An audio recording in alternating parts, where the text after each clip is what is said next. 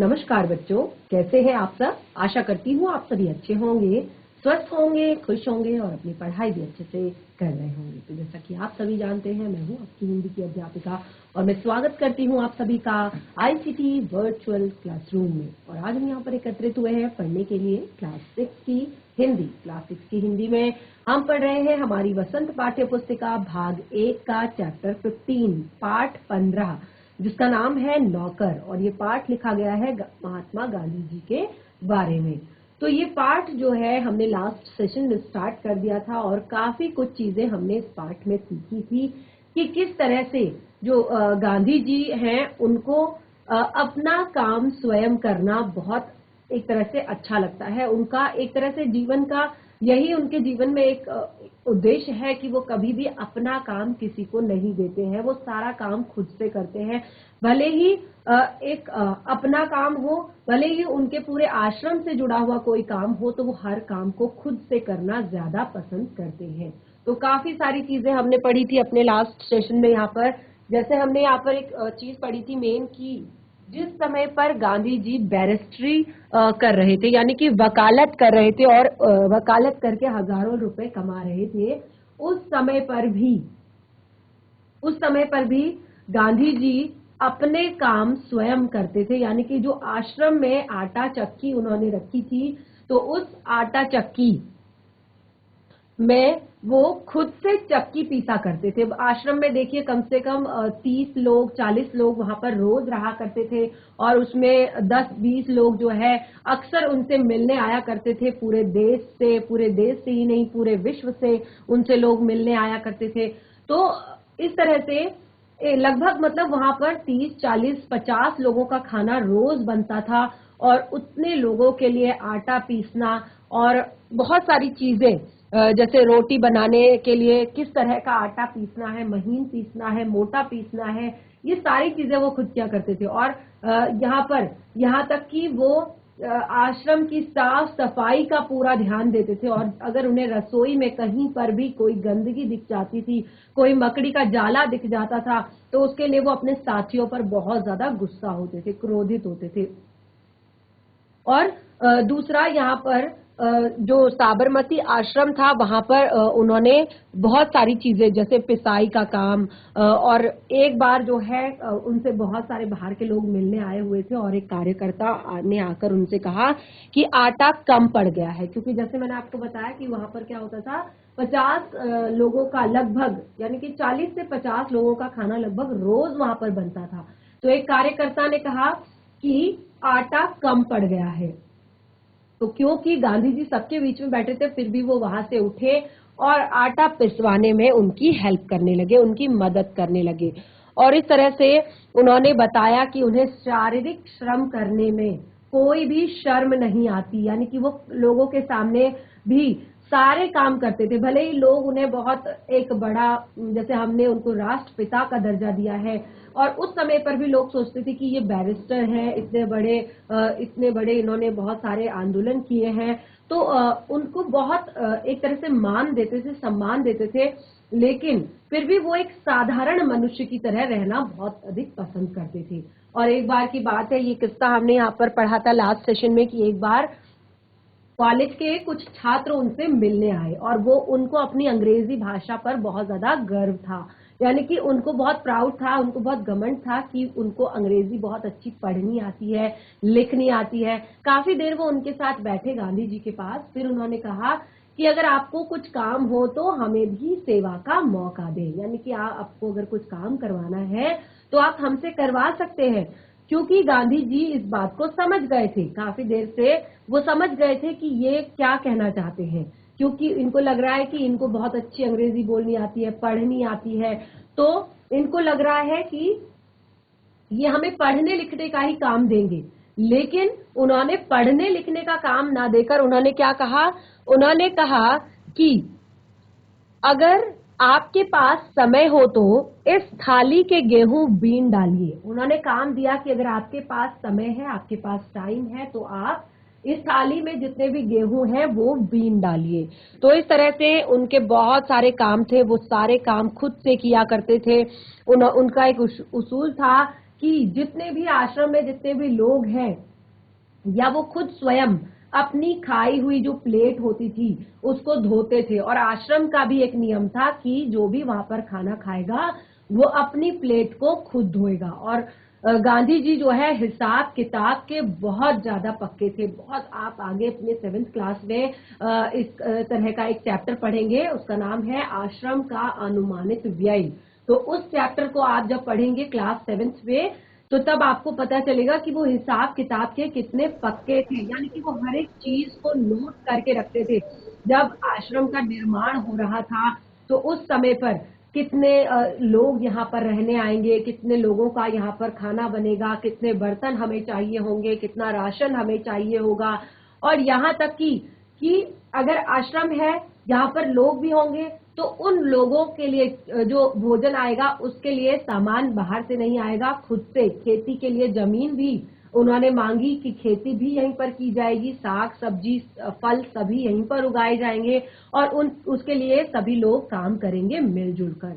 और बढ़ई का काम से लेकर मोची के काम से लेकर कारपेंटर के काम से लेकर सारी चीजें, सारे काम जो है सब चीज की एक तरह से हिसाब किताब रखना, और वो सारा वो सामग्री वहीं आश्रम में उन्होंने रखवाई ताकि किसी भी काम के लिए बाहर ना जाना पड़े। तो देखिए कुछ वर्षों तक गांधी जी ने जब गांधी जी ने आश्रम के भंडार का काम भी संभाला। भंडार यानी कि जैसे मैंने बताया कि उनको हिसाब किताब के वो बहुत पक्के थे, तो भंडार में कितना सामान खर्च हो रहा है, कितने लोग हैं तो कितना खाना बनना चाहिए। और एक चीज मैंने यहाँ पर आपको बताई थी कि गांधी जी जब सुबह सुबह प्रार्थना करते थे तो उसके बाद वो रसोई में जाकर फल और सब्जियां जो है छीलने लगते थे, यानी कि सब्जियां काटने का वो काम करते थे। और गंदगी उन्हें बिल्कुल पसंद नहीं थी। और एक और बहुत ही जरूरी बात कि उन्हें अनाज के पौष्टिक गुणों का बहुत ज्यादा ज्ञान था। जैसे मैंने आपको बताया था लास्ट सेशन में कि अनाज के पौष्टिक गुणों का उनको ज्ञान था, तो वो क्या कहते थे आश्रम वासियों को कि बिना धोए आलू नहीं काटना है। कोई भी सब्जी अगर काटनी है तो उसको पहले धो लेना है। देखिए उसके 2 रीजन मैंने आपको बताए थे।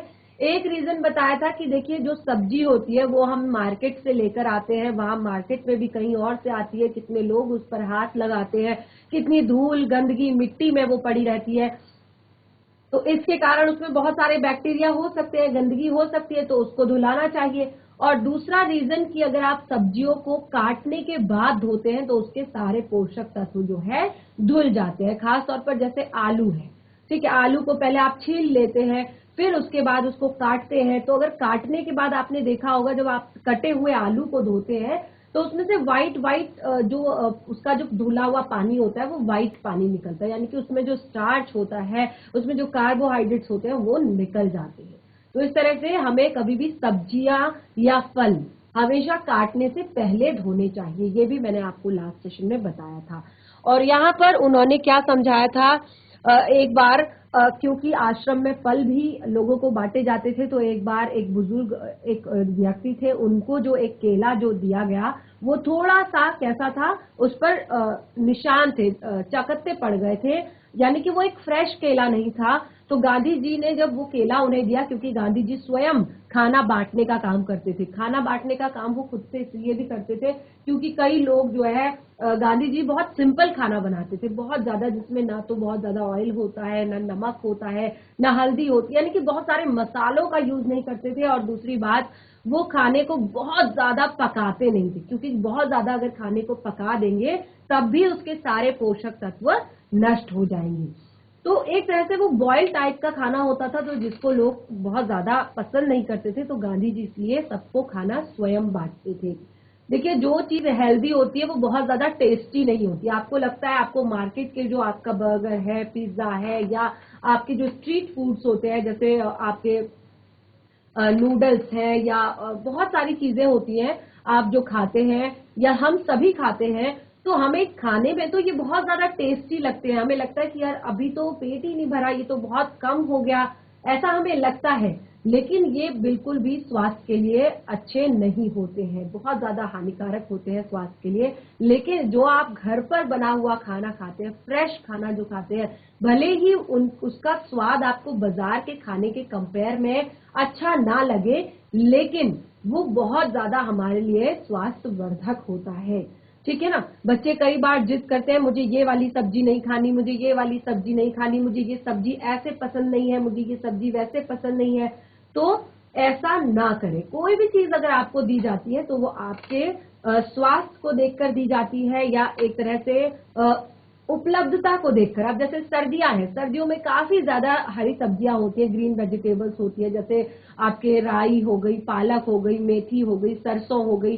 तो बच्चे बहुत ज्यादा ग्रीन वेजिटेबल्स पसंद नहीं करते हैं, लेकिन जो ग्रीन वेजिटेबल्स होती है वही हमें बहुत ज्यादा क्या करती है, हेल्दी बनाती है, ताकतवर बनाती है, स्वास्थ्य हमारा ठीक रखती है। बहुत सारे इसमें खनिज होते हैं, बहुत सारे विटामिन होते हैं।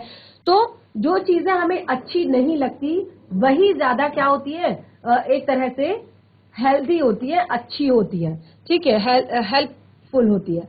तो एक बार आश्रम में कुछ ऐसे केले लोग उनको दिए गए कि जो थोड़ा सा चकत्ते पड़े हुए थे, तो उन्होंने क्या किया, वो बुरा मान गए, यानी कि उनको लगा कि इन्होंने हमें खराब केला दिया है, सड़ा हुआ केला दिया है।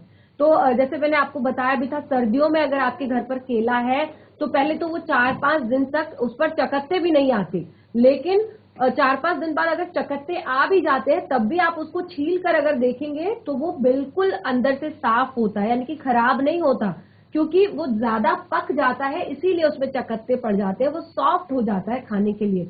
तो यही गांधी जी ने उन्हें समझाया, कहा कि ये तुम्हें इसीलिए दिया गया है क्योंकि तुम्हारा पाचन जो है वो कमजोर है, और एक तरह से तुम्हारे ये लिए ठीक भी है, क्योंकि बुजुर्गों के पास जो है दांत भी बहुत कम होते हैं, तो अगर वो ऐसी सॉफ्ट चीज को खाएंगे तो वो अच्छे से खा भी पाएंगे और वो उन्हें डाइजेस्ट भी हो जाएगा।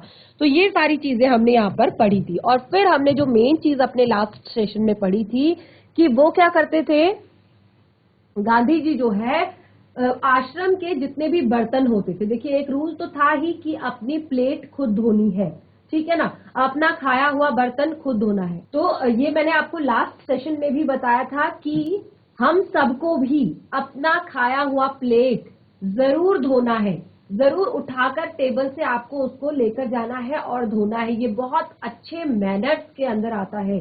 तो गांधी जी ने आश्रम वासियों के लिए एक नियम बनाया हुआ था कि जो भी खाएगा वो अपना प्लेट जरूर खुद धोएगा। और जो बड़े रसोई के जो बड़े बर्तन होते हैं, वो रसोई के बड़े बर्तन जो है उन्होंने क्या किया था, ग्रुप्स में लोगों को, जैसे 5 लोगों का, 6 लोगों का, 7 लोगों का ग्रुप बना दिया, और वो अल्टरनेट, यानी कि एक ग्रुप अभी मांजेगा, एक ग्रुप दिन में, एक ग्रुप शाम को, एक कल, एक ऐसे, तो ऐसे ऐसे करके अल्टरनेट करके वो सारे ग्रुप्स जो है वो रसोई के बड़े बर्तनों को धोते थे। तो एक बार क्या था कि एक पतीली जो थी, क्योंकि उस समय पर आग में खाना बनाया जाता था, तो जो पतीली थी, जो बड़ा सा पतीला था, भगोना था, क्या हुआ कि वो बहुत ज्यादा काला पड़ गया था, बहुत ज्यादा गंदा हुआ था। तो गांधी जी ने क्या करा कि बहुत सारी राख ली हाथ में और वो उसे रगड़ने लगे, उसे साफ करने लगे। उन्हें ये बिल्कुल भी हिचक महसूस नहीं होती थी, बिल्कुल भी शर्म महसूस नहीं होती थी इस तरह के कामों को करने में। तो उसके बाद जब वो उसको बहुत ज्यादा रगड़ रहे थे, तेजी से उसको रगड़ रहे थे, तो उसी समय वहां पर कस्तूरबा गांधी यानी कि उनकी जो है पत्नी वहां पर आ गई और उन्होंने कहा कि यह काम आपका नहीं है, इसे करने को और भी बहुत सारे लोग हैं, यानी कि ये काम आपका नहीं है। तो उस समय पर गांधी जी ने कोई बहस नहीं की और उन्होंने उनकी बात को मान लेने में ही बुद्धिमानी समझी और वे चुपचाप कस्तूरबा को उन बर्तनों की सफाई छोड़कर चले गए। बर्तन एकदम चमकते ना हो तो गांधी जी को संतोष नहीं होता था, यानी कि अगर बर्तन चमकदार ना हो, साफ ना हो, उनको बिल्कुल साफ सुथरे बर्तन पसंद थे कि अगर बर्तन साफ किए हैं तो वो बिल्कुल लगने चाहिए कि वो साफ किए हैं। तो यहाँ पर गांधी जी यहाँ पर बताते हैं कि एक बार जेल में उनके जो मददगार उनको जो दिया गया था, यानी कि जो उनको हेल्पर दिया गया था जेल में, तो वो बिल्कुल भी उसका काम गांधी जी को पसंद नहीं आता था। तो उन्होंने बताया कि वे कैसे एक लोहे के बर्तन को रगड़ रगड़ कर कैसे उन्होंने चांदी जैसा चमका दिया था। तो देखिए, जब आश्रम का निर्माण हो रहा था, ये चीज मैंने आपको बताई कि ये सारी चीजें आप डिटेल में पढ़ेंगे अपने क्लास 7th के चैप्टर में। तो जो आश्रम का निर्माण हो रहा था उस समय वहां पर आने वाले कुछ मेहमानों को तंबुओं में सोना पड़ता था, क्योंकि उस समय जो प्रॉपर तरीके से आश्रम का निर्माण नहीं हुआ था, प्रॉपर तरीके से आश्रम नहीं बना था, तो जो भी मेहमान आते थे उनको तंबुओं में सोना पड़ता था। एक नवागत को पता नहीं था कि अपना बिस्तर कहाँ रखना चाहिए। उन्होंने आश्रम का निर्माण बहुत अच्छे से करवाया था। आप देखेंगे जो क्लास 7th में चैप्टर पढ़ेंगे किस तरह से उन्होंने फैमिली मेंबर्स के लिए अलग रूम्स बनवाए थे, और जो अकेले सिंगल जो लोग आते हैं उनके लिए अलग रूम बनवाए थे। तो यहाँ पर अभी शुरुआत ही थी आश्रम के बनने की, और उस नवागत यानी कि जो नया नया आश्रम में आया हुआ था, पता नहीं था कि अपना बिस्तर कहाँ रखना चाहिए, इसलिए उसने बिस्तर को लपेट कर रख दिया और यह पता लगाने गया कि उसे कहाँ रखना है। तो उसको पता नहीं था, उसने बिस्तर फोल्ड किया और साइड में रख दिया, और वो पता लगाने के लिए चला गया, पूछने के लिए चला गया कि इस बिस्तर को कहाँ पर रखना है। तो जब तक वो लौट कर आता, यानी कि वो पूछकर लौट कर आता कि ये बिस्तर कहाँ रखना है, तो उसने देखा कि गांधी जी खुद उसका बिस्तर कंधे पर उठाए चले आ रहे हैं। गांधी जी ने क्या किया, उसका बिस्तरा उठाया, कंधे पर रखा और चले गए। आश्रम के लिए बाहर बने कुएं से पानी खींचने का काम भी वे रोज करते थे, यानी कि आश्रम के लिए पानी भरना, आश्रम के बाहर एक कुआं बनवाया गया था और वही आश्रम के पानी का जरिया था, और उसी से रोज पानी खींचने का काम भी वे स्वयं ही करते थे। एक दिन गांधी जी कुछ अस्वस्थ थे। अब देखिए उनकी उम्र भी हो गई थी, तो एक बार वो कुछ अस्वस्थ थे और चक्की पर आटा पीसने के काम में हिस्सा बटा चुके थे। यानी कि एक तरह से जितना क्योंकि सबकी बारी आती थी, हर चीज के लिए नियम था वहां पर, और ऐसा नियम था कि कोई भी व्यक्ति जो है अपने आप को एक तरह से ऐसा नहीं मतलब एक तरह से ऐसा नहीं था कि कोई भी आदमी वहां पर खाली बैठा रहे। हर एक के लिए कुछ ना कुछ काम बांटा गया था, हर एक आदमी जो है काम करता था, अपने तरीके से करता था, हर चीज के नियम बने हुए थे। तो उस दिन गांधी जी अस्वस्थ थे और उन्होंने अपने हिस्से की जो चक्की थी वो पीस ली थी। तो उनके एक साथी ने उन्हें थकावट से बचाने के लिए अन्य आश्रम वासियों की सहायता से सभी बड़े छोटे बर्तनों में पानी भर डाला। एक बार क्या हुआ कि अब उनके आश्रम के जो साथी थे उन्होंने देख लिया कि गांधी जी आज कुछ स्वस्थ नहीं है, यानी कि उनकी तबीयत खराब है, तो और उन्होंने अपने हिस्से का आटा भी पीस लिया है।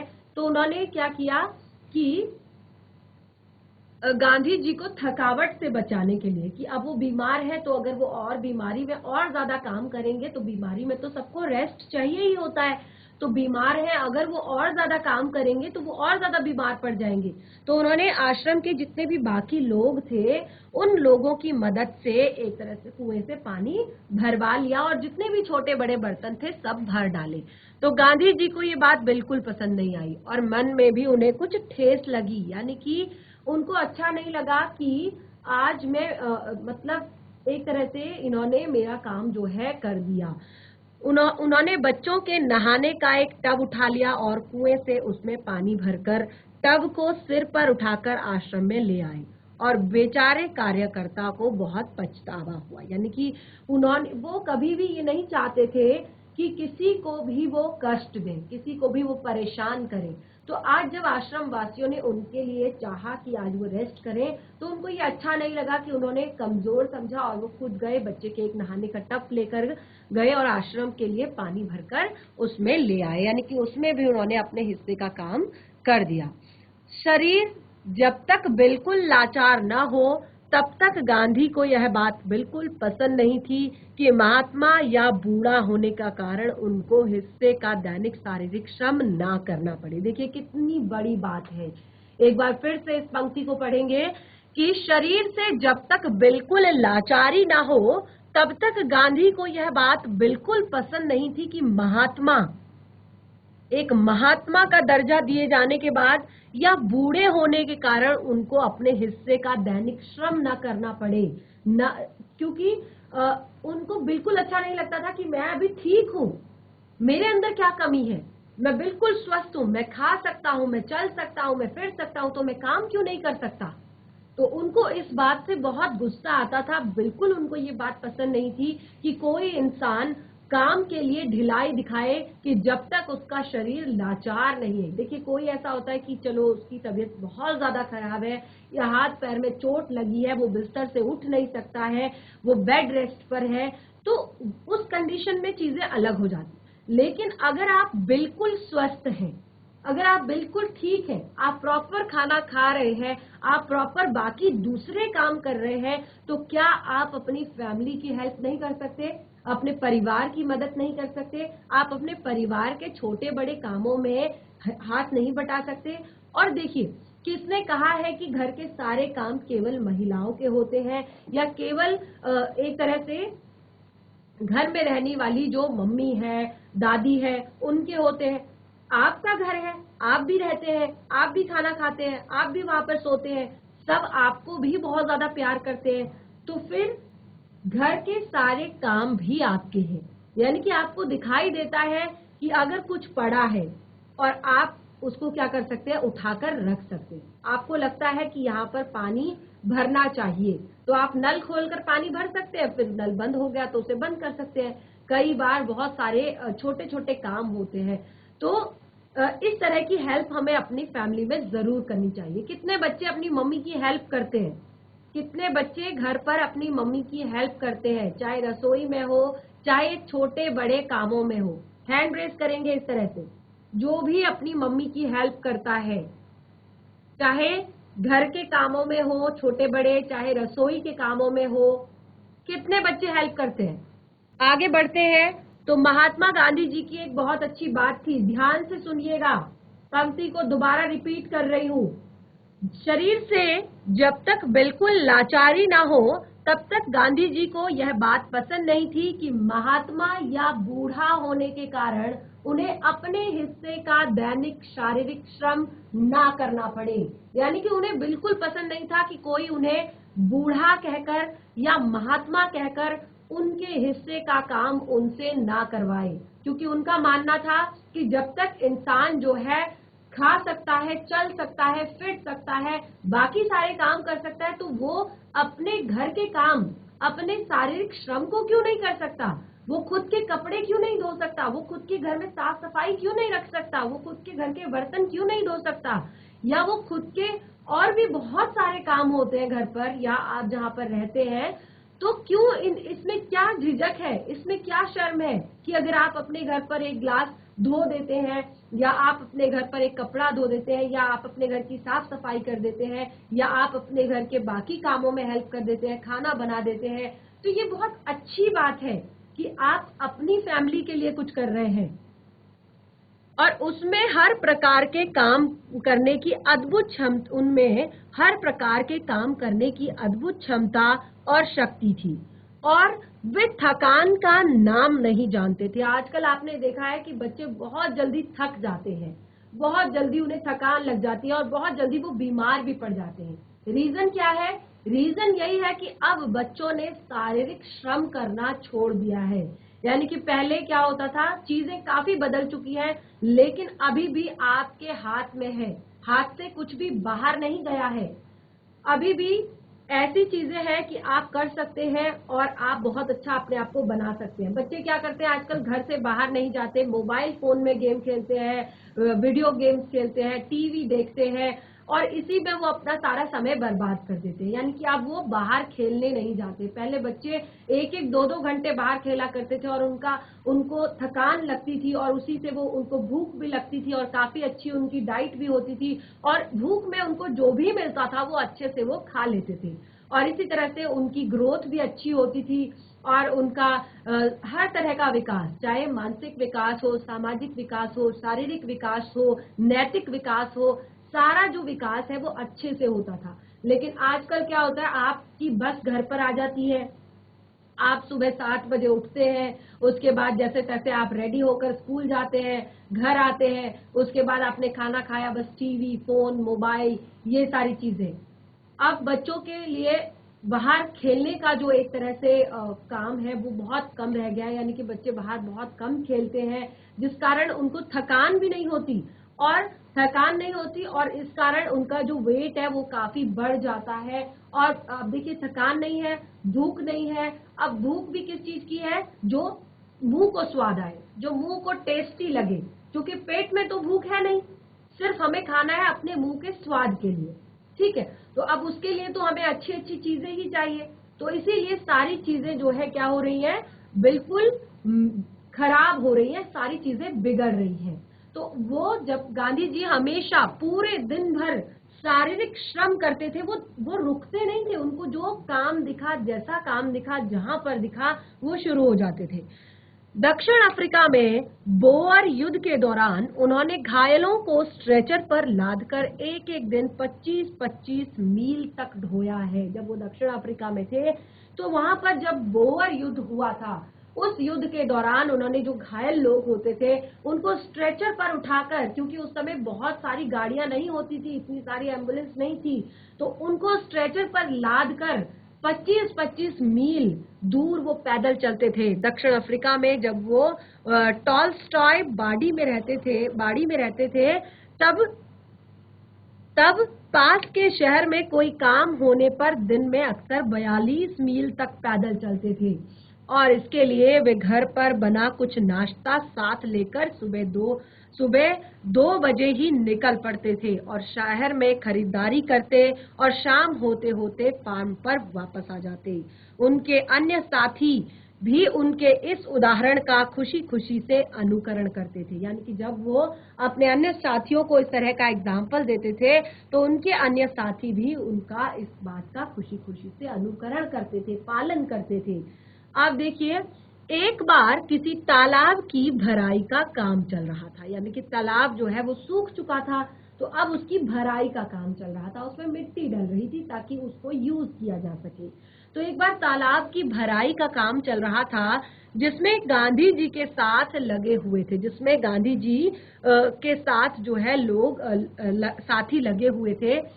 एक सुबह काम खत्म करके वे लोग फावड़े, कुदाल और टोकरियां लिए जब वापस लौटे दिखते हैं, यानी कि एक सुबह जब वो सारे काम को खत्म करके वापस लौटते हुए दिखते हैं, तो गांधी जी ने उनके लिए तश्तरियों में नाश्ते के लिए फल आदि तैयार कर रखे हैं। देखिए वो कितना ध्यान रखते थे, वो केवल कहते नहीं थे कि तुम काम करो या तुम हर समय मेहनत करते रहो, सिर्फ काम ही करते रहो। तो जब उनके साथी काम करके लौटे तो उन्होंने सबके लिए प्लेटों में नाश्ते के लिए फल सजाए हुए थे, और एक साथी ने पूछा, आपने हम लोगों के लिए यह सब कष्ट क्यों किया? उन्होंने कहा, अब देखिए वो लोग भी गांधी जी की छत्र छाया में रहते थे, तो उनको भी अपने काम को करने की आदत थी। तो जब उन्होंने गांधी जी से पूछा कि ये आपने क्यों किया, क्योंकि ये सारी चीजें, तो उन्होंने क्या कहा है, उन्होंने फिर पूछा, क्या ये उचित है कि हम आपसे अपनी सेवा करवाएं? यानी कि जब वो आए घर पर तो उन्होंने देखा कि गांधी जी ने उनके लिए प्लेटों में फल सजाकर रखे हैं नाश्ते के लिए तस्तरियों में, तो उन्होंने कहा, आपने ऐसा क्यों किया? क्या आप चाहते हैं, ये क्या उचित है, क्या ये सही है कि हम आपसे अपनी सेवा करवाएं? गांधी जी ने मुस्कुराकर उत्तर दिया, और इस बात पर गांधी जी ने उन पर मुस्कुराए और उत्तर दिया, क्यों नहीं, मैं जानता था कि तुम लोग थके मादे लौटोगे। अब देखिए गांधी जी को पता है कि वो लोग काम पर गए हैं, तो वो वहां से थक कर आए हैं। ऐसा नहीं कि वो हमेशा अपने विचार दूसरों पर थोपते थे, ऐसा नहीं है कि वो हमेशा दूसरों को कहते थे कि केवल काम करो। वो दूसरों को समझते भी थे, उनकी भावनाओं को भी समझते थे, उनकी फीलिंग्स की कद्र भी करते थे। तो उन्होंने कहा, क्यों नहीं, मैं जानता था कि तुम लोग थके हुए आओगे, तुम्हारा नाश्ता तैयार करने के लिए मेरे पास खाली समय था। तो उन्होंने कहा कि मैं जानता हूं कि तुम थके हुए आओगे और तुम्हारा नाश्ता तैयार करने के लिए मेरे पास खाली समय था, तो मैंने तुम्हारा काम कर दिया, यानी कि मैंने तब तक तुम्हारे लिए नाश्ता रेडी कर दिया। तो देखिए उनको कितनी ज्यादा खुशी हुई होगी इस बात से, उन सभी को। तो आप लोगों की मम्मी भी कभी घर पर रहती है, कभी बाहर रहती है, और देखिए हम तो लोग ज्यादातर पहाड़ी क्षेत्रों से आते हैं, तो हमारे थोड़े बहुत खेत खलिहान भी होते हैं, तो हमारी मम्मी को खेत को भी देखना होता है, गाय को भी देखना होता है। किन किन लोगों के घर पर खेत और गाय है, किन किन बच्चों के घर पर? किन किन बच्चों के घरों में अभी भी खेत और गायें हैं? इस तरह से हैंड रेज करेंगे। काफी सारे बच्चे हैं जिनके घरों में अभी भी खेत खलिहान और गायें हैं। तो आपको पता होगा कि गाय भैंसों के साथ या खेत खलिहान में कितने काम होते हैं, कितनी सारी मेहनत उनको करनी पड़ती है, तब जाकर कुछ अनाज उसमें उग पाता है, या तभी हमें गाय भैंस दूध देती है अच्छे से। उनके लिए चारा काटना होता है, उनको अच्छे से खिलाना पिलाना होता है और उनको नहलाना धुलाना होता है। तो बहुत सारे काम होते हैं। तो अगर इतने सारे काम के बीच अगर आप अपने मम्मी पापा की छोटी सी मदद कर देते हैं, छोटी सी हेल्प कर देते हैं, आप उनकी मत कीजिए, अपनी भी हेल्प कर देते हैं, यानी कि जो वो लोग आपका काम करते हैं आप उसको हल्का कर दीजिए। आप अपने छोटे छोटे काम खुद कीजिए। अगर आपको स्कूल आना है तो आप सीखिए कि प्रेस कैसे की जाती है अपनी यूनिफॉर्म में। आप सीखिए कि आपका बैग कैसे रेडी करना है। आप सीखिए कि आपको खाना दिया है, चलिए मम्मा मैं अपना खाना खुद निकाल लूंगा, खुद खा लूंगा, अपनी प्लेट भी धो लूंगा, ठीक है ना। तो सारी छोटी छोटी छोटी हेल्प करके आप उन्हें वो खुशी दे सकते हैं। तो यही यहाँ पर गांधी जी ने भी उनको सिखाया है और साथ ही उनके लिए किया भी है। दक्षिण अफ्रीका में रहने वाले भारतीयों के जाने माने नेता के रूप में गांधी भारतीय प्रवासियों की मांगों को ब्रिटिश सरकार के सामने रखने के लिए एक बार लंदन गए। यानी कि अब जब वो दक्षिण अफ्रीका में रहते थे तो वहां पर रहने वाले जितने भी भारतीय थे उनके लिए अब गांधी जो है एक फेमस नेता बन चुके थे। यानी कि एक ऐसे लीडर बन चुके थे जो ब्रिटिश सरकार के सामने भारतीय प्रवासियों की मांग को रख सकते हैं। तो इसी मांग को लेकर, यानी कि कुछ मांगे हैं उन लोगों की जो प्रवासी लोग हैं, तो उनके लिए एक बार जो है गांधी जी कहाँ गए थे? लंदन गए थे। तो देखिए इस तरह से आज का जो हमारा ये चैप्टर है वो हमने यहीं पे हम इसको खत्म करते हैं। बाकी का जो शेष भाग है उसे हम कंटिन्यू करेंगे अपने नेक्स्ट सेशन में। तो आज जितना पढ़ाया है उसको घर पर एक बार रिवाइज करें और खुद पर भी इसको अप्लाई करने की थोड़ा सा कोशिश करें। यानी कि कुछ चीजें जो आप कर सकते हैं अपनी फैमिली के लिए, अपने परिवार के लिए, आप करने का जरूर प्रयास करें। तो इस तरह से आज का सेशन हमारा यहीं पे समाप्त होता है। हम मिलेंगे अपने नेक्स्ट सेशन में। तब तक के लिए धन्यवाद। आपका दिन शुभ हो।